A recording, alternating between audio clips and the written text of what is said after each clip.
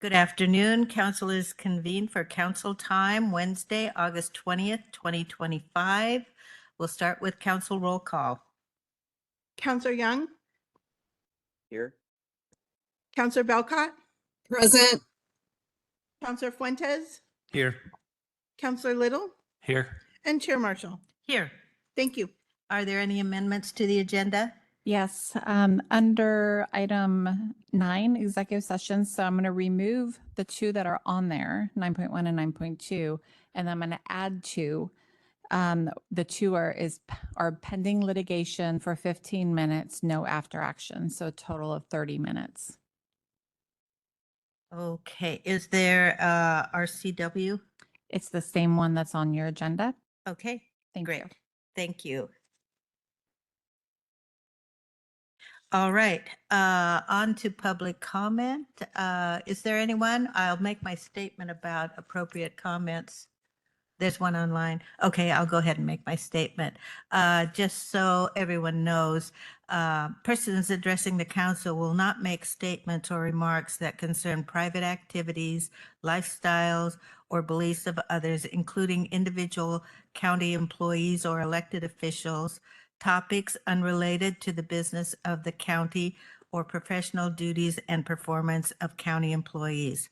Persons addressing the council will refrain from conduct, statements, or remarks that are defamatory to the county staff, uncivil, rude, vulgar, profane, or otherwise disruptive to conducting council business. Depending on which counselor is in attendance, in person, the chair, vice chair, or their designee may ask the person making disruptive, disparaging, or impertinent remarks or unreasonably interrupting the business of the council to cease such conduct.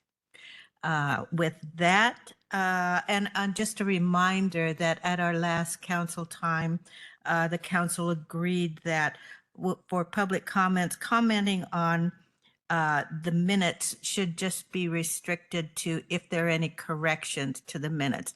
We don't want to rehash a previous agenda item. So with all of that, let's hear the public comments. Caller, you've been sent a request to unmute. Please state your name for the record and go ahead with your comment. This is Kimberly Goheen Elvin. Good afternoon. Nobody's there, huh? Had quite a turnout last night. So I am going to speak. Well, first of all, I'm going to make a statement that I feel targeted.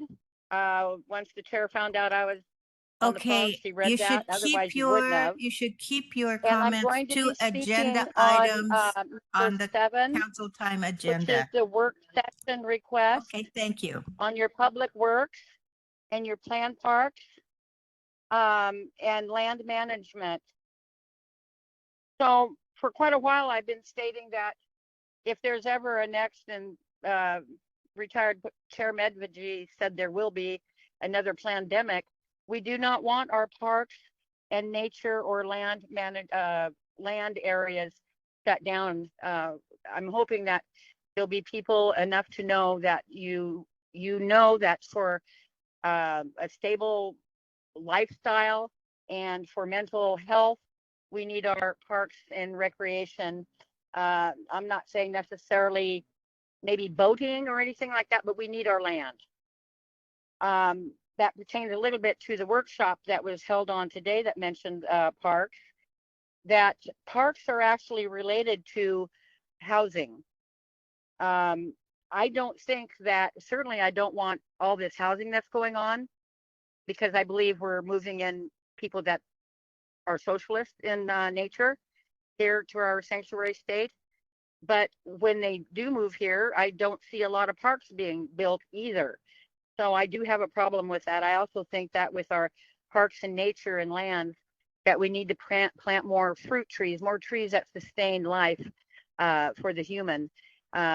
Because when that pandemic does come, we're going to need some sort of food, right? Considering that Clark County is allowing our farmlands to be eaten up. And so there's going to be more on that. With that said, I can add also that I think Clark County needs to opt out of the GMA and start complying to the state of Washington. We actually want an overgrowth, a stop growing overlay on Clark County, Washington, USA. It's time. It's been 50 years. There's a lot of people that haven't lived here for a while. There's new people moving in, and they have no clue what our beautiful Pacific Northwest heritage is here. But it's got to stop. So I'm gonna do my best the days that I'm here on Earth to stop overpopulation pollution, especially for when it's for the love of money. And speaking of parks and nature and lands, I'm sick and tired of developers, which there's some there on the board. I mean, they're on the cities too, and the councils that I believe. Okay, thank you. Your time is up. Is there anyone else? That concludes public comment. Okay, thank you. Then moving on to old business, are there any corrections to the minutes of July 13th, 2025? No. Hearing none, I'll entertain a motion. I'll move the minutes. Okay, move approval of the minutes. Thank you. Is there a second? I'll second. Moved and seconded. All in favor say aye. Aye. Aye. Okay, on to new business. None today. No new business. Okay, we're racing through this agenda. Okay, counselor reports. Are there any reports? Yes, please go ahead. Yeah, I have 3, so sorry for the traffic jam. Okay, so We were moving through. sorry. But these are important updates.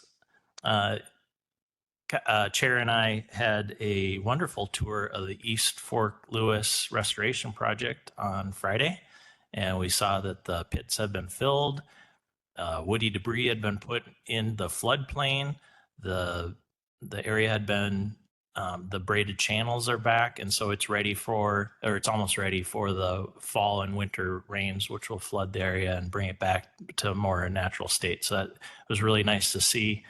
There's still future issues with where it could potentially blow out on the north side. You can see the mining operations from that spot, and that's a future thing that we'll have to address somehow. But it was really nice to see that. It's going to be a great project. Also, I want to give an update on hatcheries. I think I brought up a couple meetings ago the fact that hatchery production in the Skamania hatcheries here in our county and our region have been specifically targeted for cuts. And we wrote a letter and got an explanation, I think day before yesterday, that described how that came to be, which is what we asked for. Part of the explanation was that the legislature directed them to focus on the hatcheries in our region. And I just wanted to make a point that a lot of families depend on the sport fisheries here to have healthy salmon that they bring back to their families.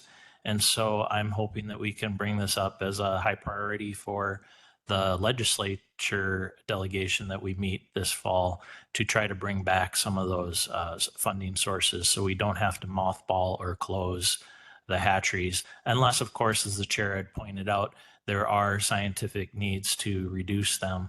But I believe that is not the cause of these cuts. These cuts were focused purely on budget. So, but I'd love to learn more. The third topic is one that's going to take a little bit of explanation because this is a request for a work session, and it's related to conversations we had yesterday about shooting ranges. And as I understand the lack of places outdoors that law enforcement and hunting families can go to safely learn how to discharge their weapons, and for law enforcement to be safely trained and accurate in what they have to perform in the field. And so these shooting ranges are very important. And I'd like to request a work session on, well, first for a little bit more explanation on the hunting families, because this is something that I don't think most of the community understands, but there are some families like mine that have a meat freezer, and we feed our families almost primarily all their protein comes from fish and game. My family eats wild venison, elk. The freezer's full of salmon, lingcod, halibut, clams, wildfowl like ducks, pheasant, goose. So there's a lot of protein that you can get organic out in the field with not a lot of cost. And there's families that are more low income that get a license to hunt purely to get meat for their table and for their kids. And you can process this stuff for kids. My kids don't know if they're eating a burger that's venison or hamburger. And we also make it into cheese brats and salami. And so it's a very family focused endeavor to go to the shooting range and get your gun safely sighted in for the fall hunting season. In fact, it's required as hunter safety. When my daughter was 10, she went through a full hunter safety training. It was 3 months long. It's very thorough. And just so everyone's aware, a bill passed in the legislature this session, 1163, that will require all new gun owners to go to the range and go through a thorough gun safety training before they can obtain a firearm. All that being said, there in our county, as I understand, there's only one place where I can go where I can shoot past 50 yards. That's the English Pit. And that is likely to close, I've heard, in the future, just given that the community is building around it and there's a lot of conflicts. And we just closed access to the FBI for a contract to do training at Camp Bonneville. So it makes me wonder where we're going to be able to do these activities outside in the elements and be safe and fully trained. So with that, I'd like to request, I think I need to have 2 other counselors interested at least learning more about this. I would like to learn where are the places that people can shoot out 100 yards at a safe facility that's open to the public, and where are the places that law enforcement can do the same. If it's not in the county, I'd like to know where the places are outside of that, outside of our county, and how far they have to drive to get there. I know that my option if English Pit would be closed would be to bring my daughter or daughters after school through Portland traffic to get to the other side of Portland for the Tri-County facility. I think there's one out west on 26, but they're far away. And so this, I think, is getting to a crunch point, and we need to look for options. And I don't know what the county role in this is, but I'd like to investigate what our options are, how we can collaborate with other jurisdictions, and have options in the future for these families and law enforcement. That's my request. Is that possible? First of all, I guess is that a possibility to be able to request that type of work session and investigate what options are out there for folks who want to go to a shooting range? Absolutely. With the majority of the council, we can Okay. do any work session you would like with the majority of the Okay. council. Well, and someone who enjoys going to the shooting range with friends, and not having enough of those here in Clark County, and to your point, having to get through Portland traffic to get anywhere else, I support it. Chair. Yes, go ahead. I'm not quite there yet. I haven't, and this is an issue that you, Councilor Little, that you have a lot more familiarity with than myself.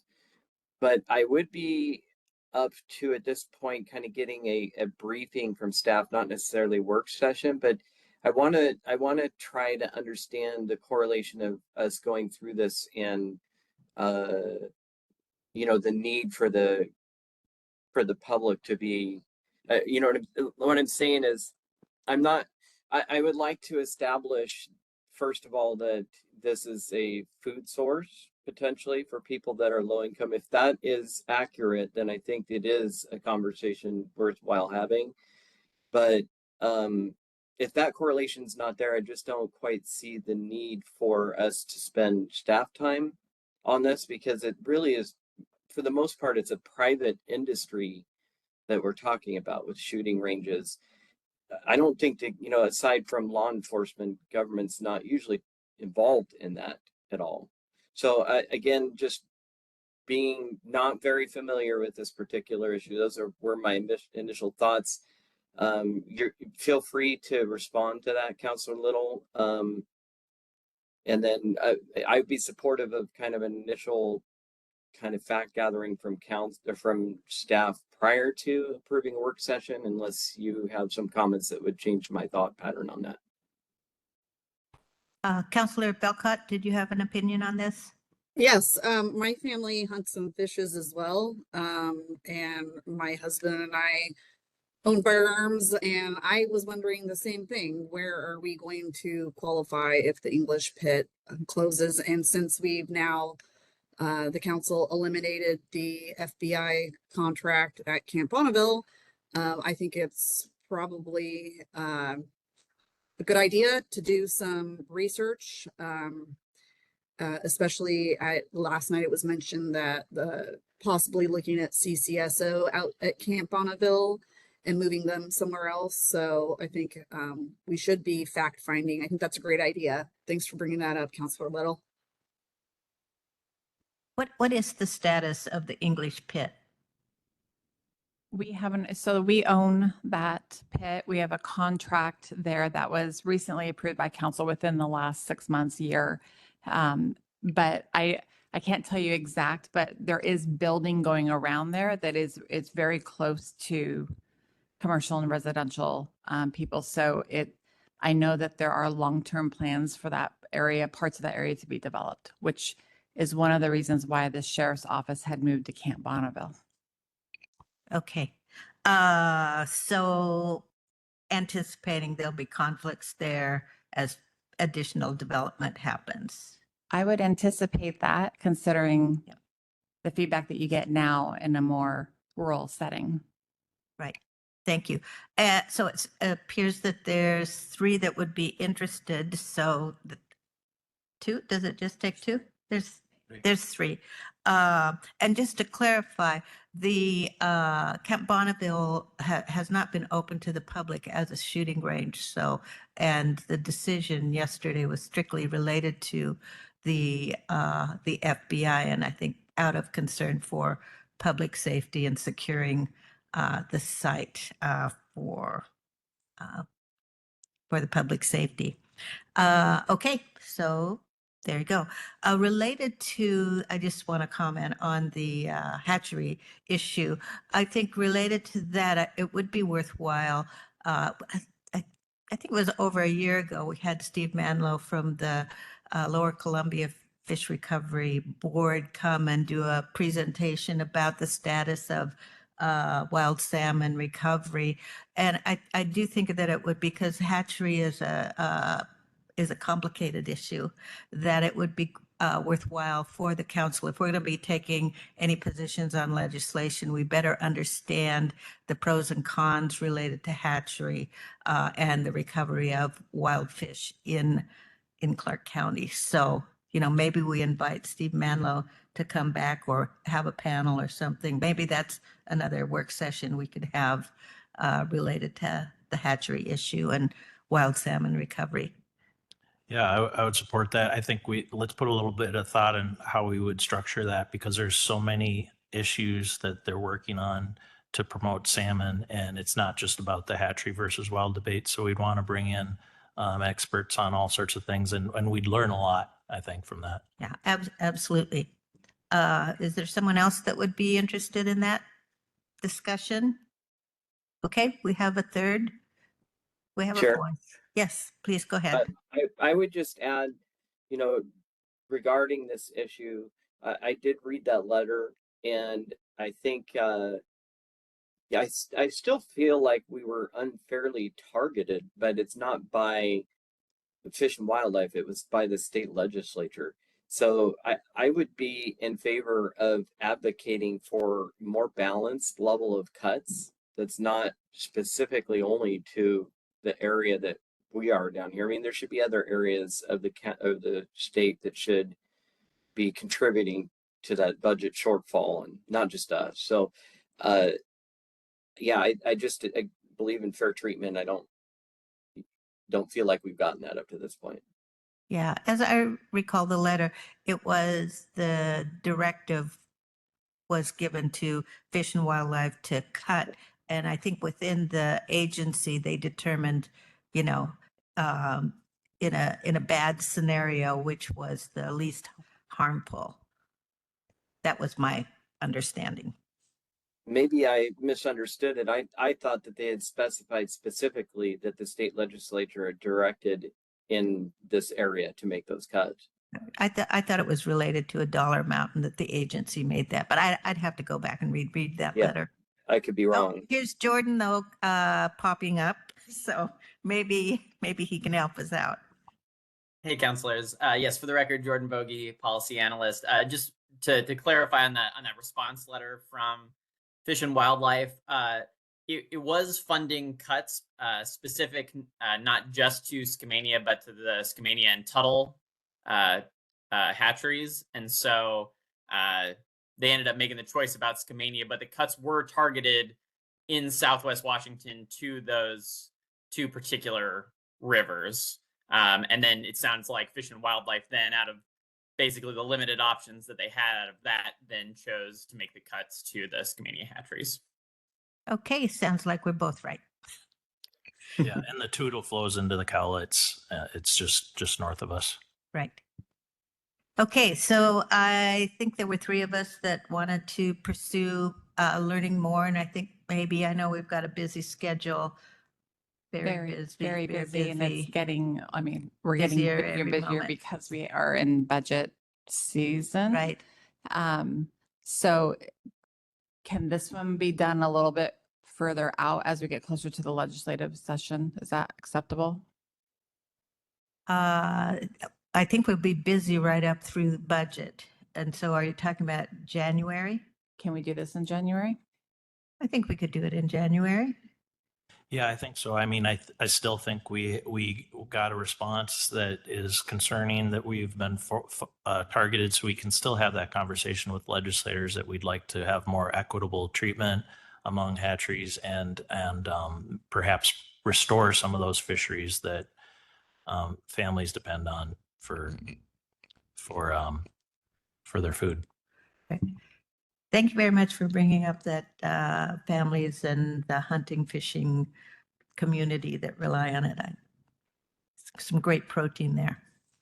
Okay, so if I could just want to Yep. clarify, so the hatchery one close in January, there's also opportunity, and I don't know if we have a date yet, but where the legislature actually will be meeting with council, so it could be a topic during that discussion as well. And then for the shooting ranges, more near future is what I'm hearing on that. I would prefer that. I feel like it's getting to be kind of a crisis. I think that really all that has changed from a few days ago is that we decided not to have the FBI use Bonneville for a shooting range.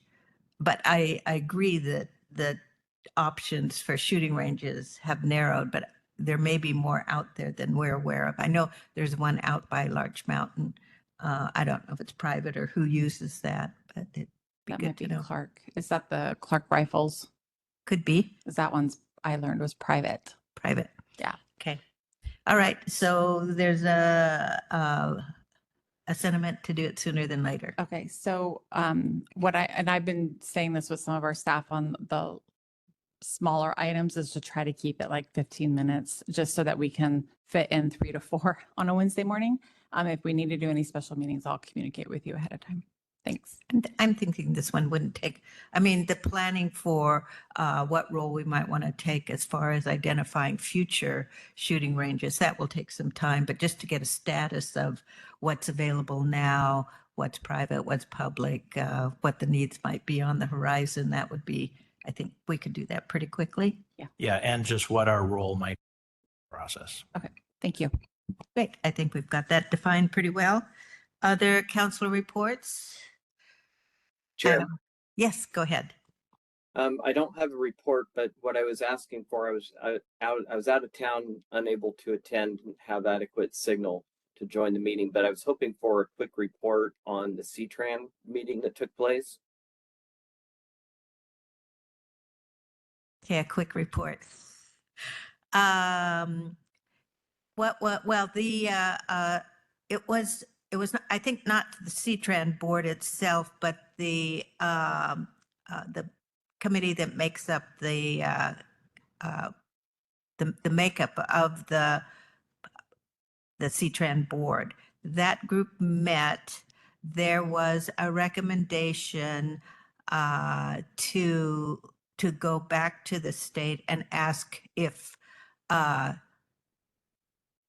3 representatives from the city of Vancouver, 3 representatives from Clark, the county council, and 3 representatives from the small cities. So it would reduce the small cities' involvement by 1 and increase ours, the county council, by 1. So I think it was seen as maybe a compromise position that would still provide the small cities with additional, not cut them out to just 2, because compliance would mean 4 from the city of Vancouver, 3 from the county, and 2 from the small cities.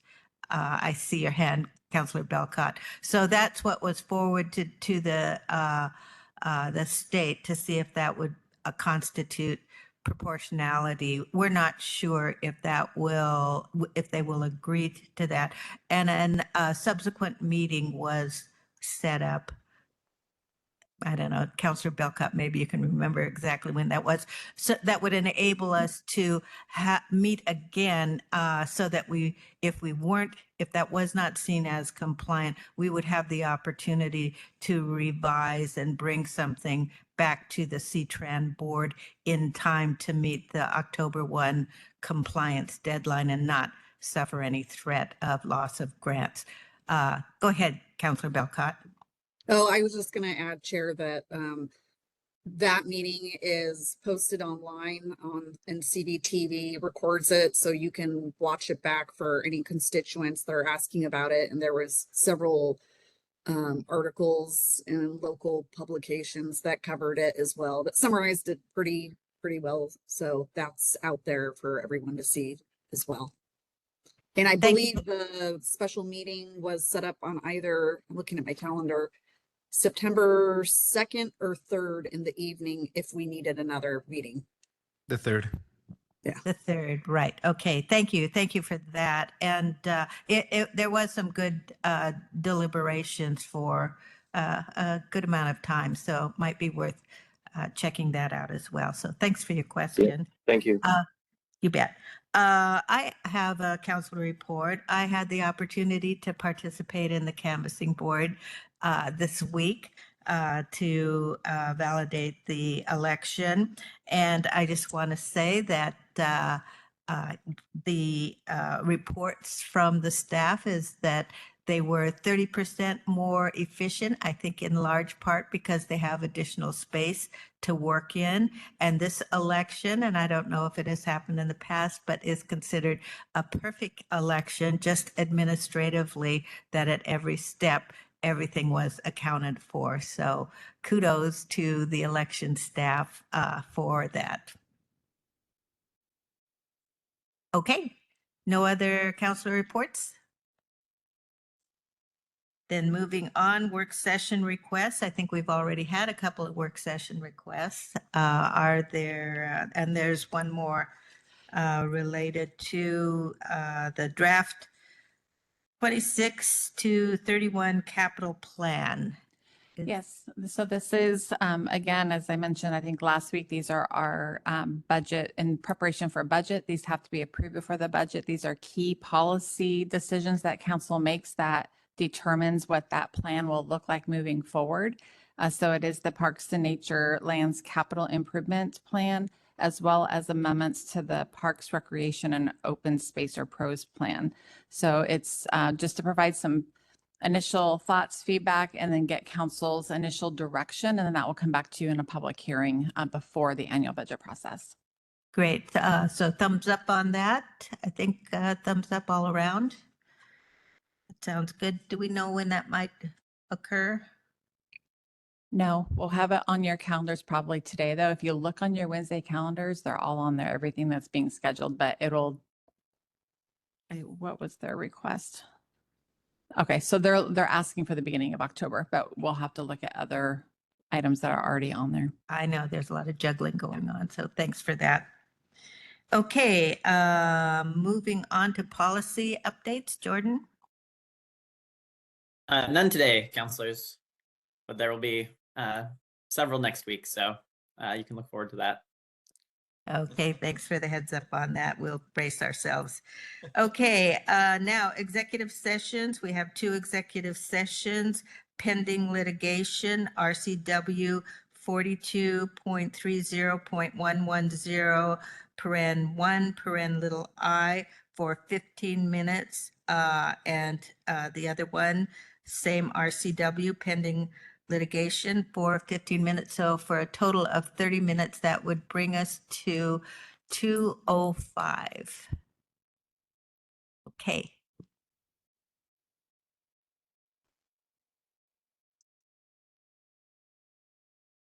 The council chair has asked me to announce that the executive session will be extended for an additional 15 minutes.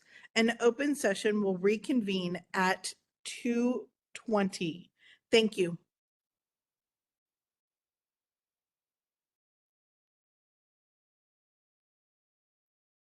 Okay, council has returned from our executive session. There's no after action, and without objection, this meeting is adjourned.